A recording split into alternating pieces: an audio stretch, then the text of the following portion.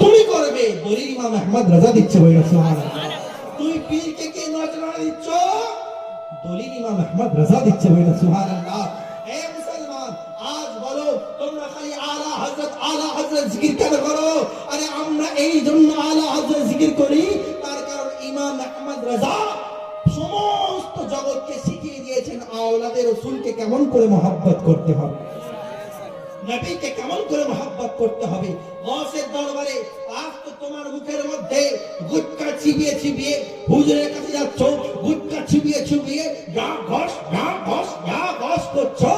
আরে ওই ইমাম আহমদ রাজা ইমাম আহমদ রাজা গৌসে পাকের দরবারে যায় তো গৌসে পাকের দরবারে বলে তুঝসে সগ আর সব সে है निस्बत मेरा, তোমার থেকে কুকুর, কুকুর থেকে আমার নিসবত। হে মুসলমান, আজ তোমরা বলো আলা হযরত কি করে মহব্বত করবো না? আরে আমাদের রক্তের মধ্যে হালালি খুন আছে, ওয়াফাদারি খুন আছে, আর আমাদের মধ্যে শিক্ষা আছে, ওই জন্য আমরা মহব্বত করি। দুনিয়ার মধ্যে একটা উসুল আছে, কেন মহব্বত কে শুনেন? দুনিয়ার মধ্যে একটা উসুল আছে, কি উসুল?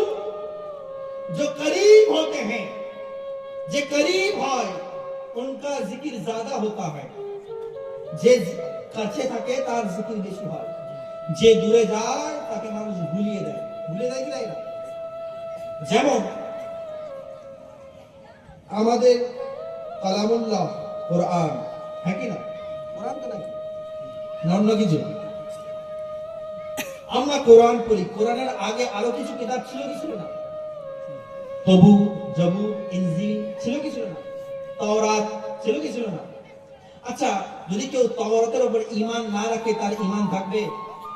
যদি কেউ ইনজিল জবুরের উপর ঈমান না রাখে তার ঈমান থাকবে? বলেন, আপনারা বলেন, আপনাদেরই কেউ প্রশ্ন করে, হ্যাঁ বলেন, ঈমান থাকবে? থাকবে না। কিন্তু কিতাব নেই, কি লেখা আছে নেই জানি না, কিন্তু ঈমান রাখতে হবে। কিন্তু তা বলে কি কোরআন আছে বলে আমরা কি সবকিছু ভুলে গেছি? কোরআন আছে বলে তবুর ইনজিল জবুরকে ছেড়ে দিয়েছি? না, এই কোরআনের মধ্যে সমস্ত কিছু আছে। যে কোরআন পড়বে, যে কোরআনকে ভালোবাসবে, সে চারটি কিতাবকেই ভালোবাসবে না। সুবহানাল্লাহ।